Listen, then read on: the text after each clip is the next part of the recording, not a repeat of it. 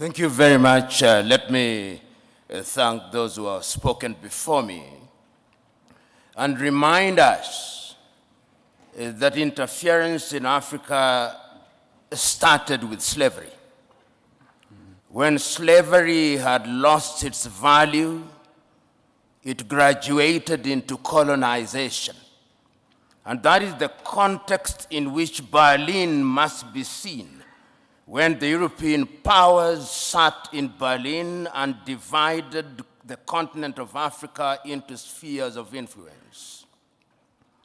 When colonization had lost its luster through a combination of certain realities and agitation from the continent, we regained our independence. But as John Henry Clark, that great African-American, said, we regained independence by mimicking European governance systems. And he rightly says, no African country will ever succeed on the basis of those systems.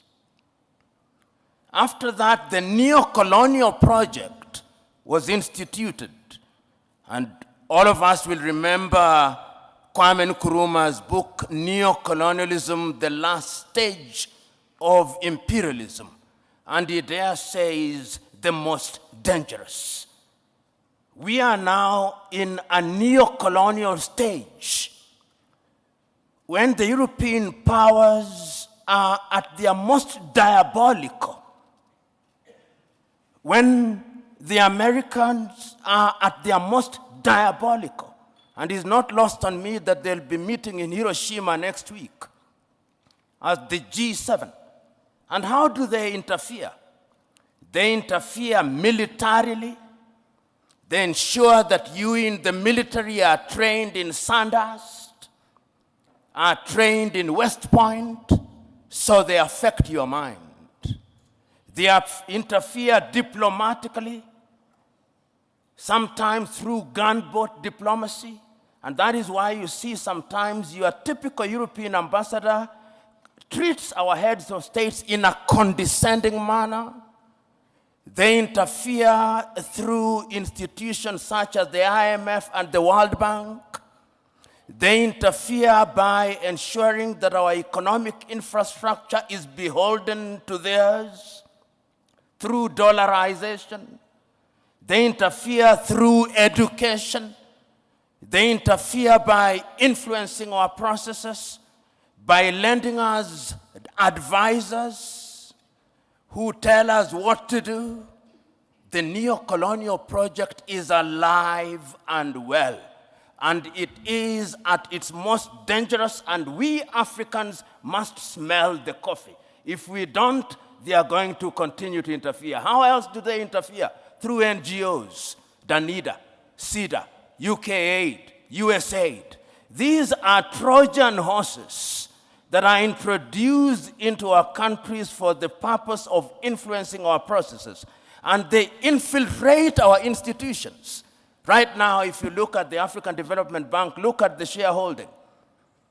It's Americans, it's Germans, it's Japanese, it's the French.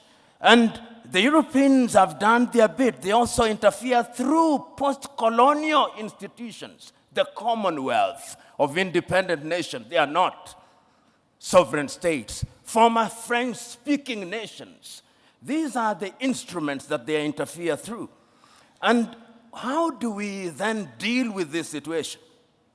We Africans must now begin to recognize, and this was recognized as early as 1963, and the chair of the commission is here. They'll be celebrating 60 years in Addis Ababa, Ethiopia.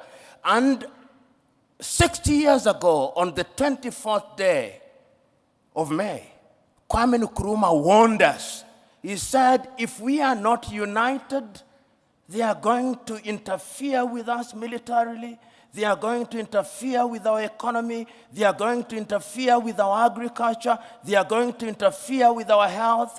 Our duty, and I hope that when African heads of states and government meet in Addis next week, it will not be another jamboree at which pro forma speeches are read. I hope it will be an occasion to give meaning to Africa Agenda 2063 I hope it will be an occasion to give meaning to Africa Continental Free Trade Area. I hope it will be an occasion to revitalize the Malabo Declaration, the Maputo Declaration, the Yamoussoukro Declaration. In other words, we Africans, as I conclude, we Africans must stop operating in silos. Rwanda alone will not confront them.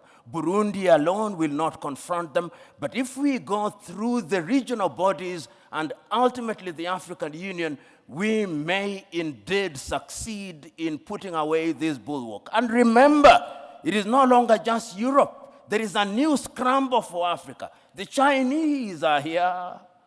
The Turks are here. The Qataris are here. All of them are coming back. And the military bases that you see here is telling you that if you don't behave, we are going to use force. Sometimes I wish, and I'm saying this seriously, that we too had a nuclear weapon, because that is what Europe and America understands. The impact of European and American and Russian and Chinese interference is a raw wound. It is not something that is in the past. It is something that is happening as we speak. And therefore, when we speak to it, we are speaking to it to warn ourselves of the reality. When we speak about the Danidas and the NGOs, these are bodies whose raison d'etre is to ensure that we remain in a perpetual state of begging. That is what we are doing to warn ourselves. And we are not for 1 minute saying that we will shut ourselves out from the rest of the world.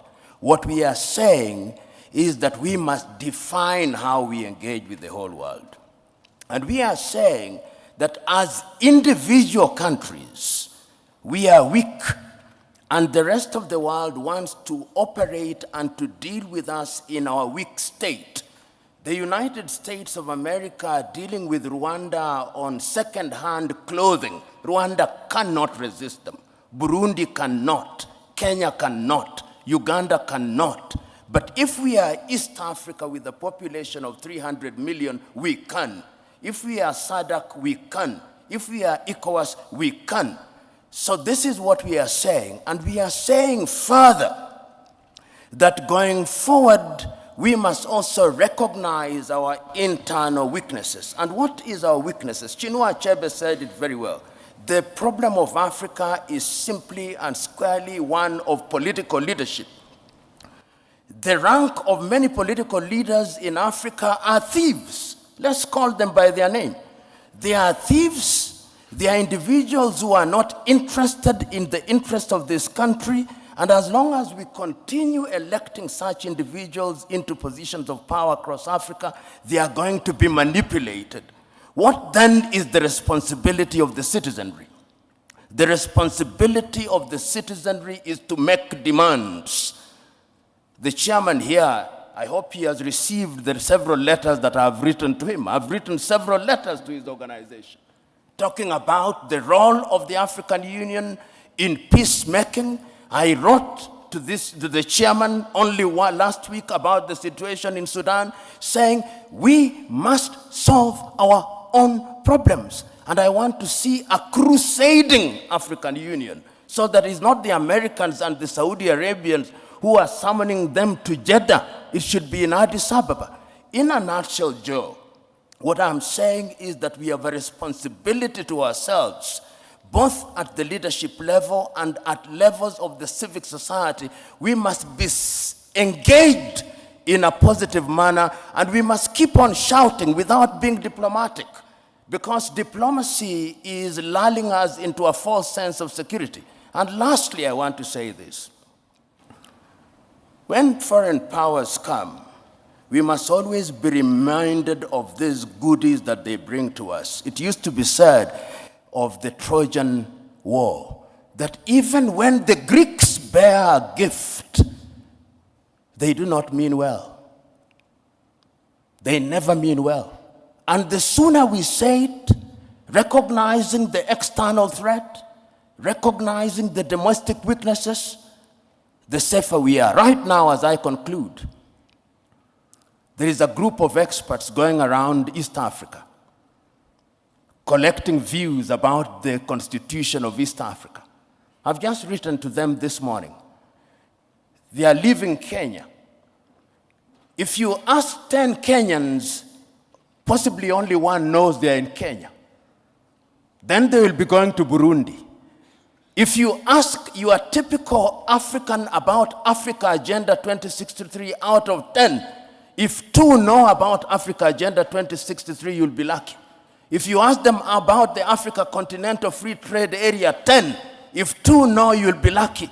In other words, we are not doing well. And I'm going to be blunt at these functions. If you ask the chair of the African Union, who funds the African Union, possibly 60% of the budget is externally funded. He who pays the piper calls the tune. That is the reality of the world. We must begin to pay for our own things in order to be understood and to be respected. In other words, Africa recognizes the need to define herself and to define her agenda. And I do not begrudge nations that define themselves and their agenda. Ronald Reagan once said it, and I agreed with him, that every nation does what is in her best interest. And I have no problem with that. The problem that we have is that at critical moments in African history, we have failed to seize the moment. You will remember in 1917 at the Champaran campaign, Mahatma Gandhi told Charlie Andrews, I do not want you to participate because at this point in time, the Indians must believe that they can do it themselves. In other words, there comes a time in the history of a nation when even friends of goodwill must be told, keep aside. We want to believe that we can do it, and your help must be surreptitious and subterranean if you are a person of goodwill. And the Champaran philosophy is what we must define for ourselves. In the year 2005, the former Prime Minister of Britain, Tony Blair, put together 17 individuals in what was then called Our Common Interest. The report on the African Commission. The Prime Minister, he was then the President of the European Union, from which Britain has now left, and he was also the President of the G8 at that time before the exclusion of Russia. They produced a report. Right now, when I see the Blair Institute moving around Africa, they are implementing exactly what was in that particular report, and I have a copy of it, not for the benefit of Africa, but for the benefit of the Institute. And what they have done is to sugarcoat it and camouflage it for the purpose of hoodwinking Africa and for the purposes of creating an environment which benefits foreign companies to the detriment of the continent of Africa. So that some of these engagements are anodinal. They simply lull us into a false sense of security. Do I blame them? No. That is why I agree that we must decolonize all learning. I don't know who said it this, that if you have that the happiness of the slave is the comfort of the slave owner. And I'm saying that if Africa does not recognize this, then Africa will never recognize and realize our potential. The saying goes that if you behave like grass, goats will eat you. And many times we in the African continent behave like grass, and we are fit for eating. And that is what I'm saying, going forward in a strategic engagement such as this, it is incumbent upon the continent of Africa, and remember I said there is a new scramble, sometimes subtle, sometimes not so subtle. There was 1 month in this continent when the Russian foreign minister was here, the American foreign minister was here, the Chinese foreign minister was here, the French president was here, the Turkish president was here, within a period of 2 weeks. What were they looking for? What is in their best interest? They engaged little countries. They don't want to engage the East African community. They don't want to engage SADC. They don't want to engage ECOWAS, because when they are big, they are not manipulable. And when on the 14th and 15th days of last year, the African heads of states and government were summoned, and I use the word summoned very deliberately, to Washington, D.C. After the president had spoken to them and given them photo ops, Africa was given 60 billion. 54 countries, 60 billion. And then the American president started engaging in bilateral agreements with Burundi, with Lesotho, with Kenya. That is what we are saying, that going forward we must be conscious. And as to training, our own Ngugi wa Thiong'o, in a book called The River Between, tells his lead character Waiyaki, go unto him, learn what he has taught you, but bring it home and customize it for the benefit of our people. Learning is universal and defies geography, but there is wisdom in using that learning for our benefit. And very lastly, how do we distinguish the institutional conceptual West, which is diabolical, and the individual members of those countries that actually sometimes are on our side? Institutionalized conceptual West, as articulated through government, is fundamentally diabolical. Their pretension to the contrary notwithstanding. And therefore, when we engage with them, we must have our guards up. We are capable, in my view, of discerning who is better, and that is the duty of our leadership. Our leadership doesn't do a good job out of it, and that is why the demand from the civil society, the demand from academia must remind leadership at all times, you are dining, and I'm using this as a term of art, that when you are dining with the devil, you must do so with a long spoon. Thank you. Thank you, Prof. I don't know that you wanted to respond to the issue of definition earlier on, or indeed any comments that you might have. Let us not drown ourselves in semantics. This is my view with due respect. First of all, let us remember that, and I always warn us Africans, if I was using my mother tongue to define interference, or using a Kiswahili word, what meaning would it carry? And sometimes we find ourselves prisoners of Portuguese, prisoners of French, prisoners of English, or any other colonial language which we have appropriated and which we now deploy in terms of engagement. History has demonstrated, and my good friend Kegoro said it, history has demonstrated not once, not twice, that the intentions appear to be noble in the beginning, but when they have come in like the proverbial Trojan horse, they go beyond their mandate. Show me what is happening to Libya today. Show me what is happening to the Central African Republic. Show me what is happening to Somalia today. They were all well-intentioned, and see the product. A tree shall be judged by its fruit. A mango that says it is an orange is still a mango. Okay. Now to the question that I have been asked, that is, what can Africa do, particularly with foreign interference? Let us understand that the international economic architecture, as I see it, is one in which Africa did not participate, does not participate in a meaningful way. Take, for example, the Bretton Woods institution that we know about, the World Bank and the IMF, created in 1944 in Bretton Woods in New Hampshire. British economists and American economists immediately after the World War II to target the reparation of Europe through the Marshall Plan. We are grafted into it, and then we become beholden to them.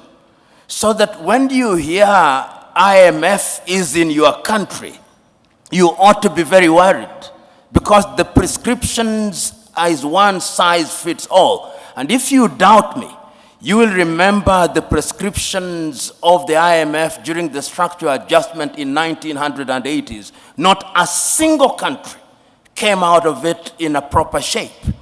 We are not involved in that architecture. Remember also the WTO.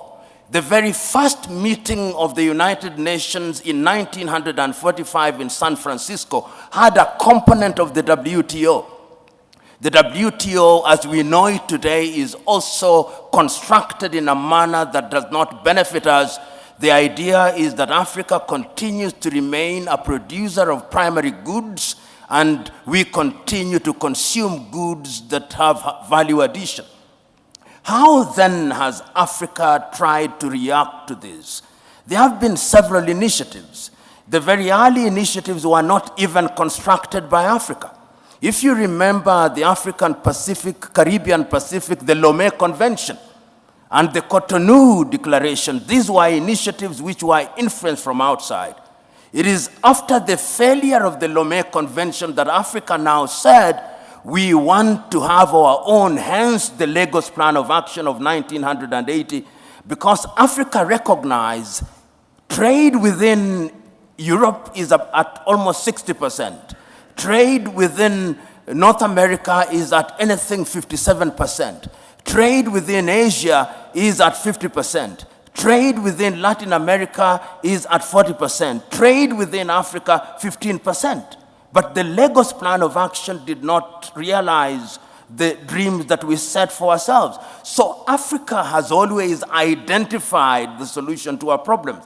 In fact, and the president of the commission, of the chairman commission, will agree with me. If you listen to Kwame Nkrumah when he spoke on 24th day of May, 1963, he said, the only way in which we are going to ensure that we survive in this hostile world is to have one government. Perhaps some said he was naive, he was too idealistic, but he could see it. He could see that the smaller we are, the weaker we are in all aspects. He said, even one army, even one foreign policy, he said. And people thought he was naive. In 2013, when we came up with Africa Agenda 2063, and I invite you to read the letter written by Nkosazana and Dlamini Zuma, from whom the president took over.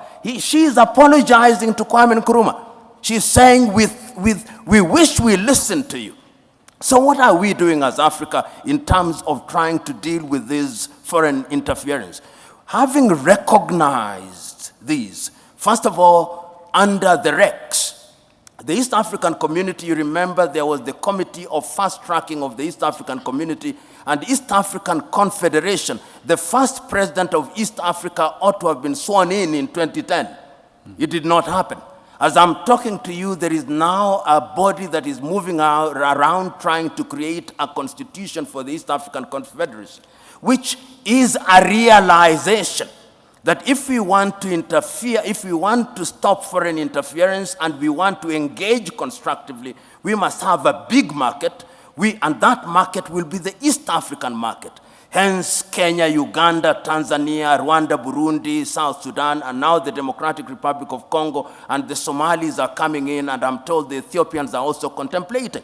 And not only in East Africa, in ECOWAS, there was even an attempt to create a currency called the ECO, which was torpedoed, as you know, by the French.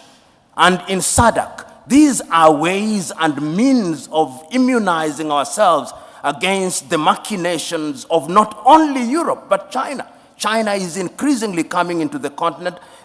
Russia is increasingly coming into the continent. Turkey is increasingly coming into the continent. Qatar is increasingly coming into the continent. The Emiratis are coming into the continent. So we are seeing all these things happening.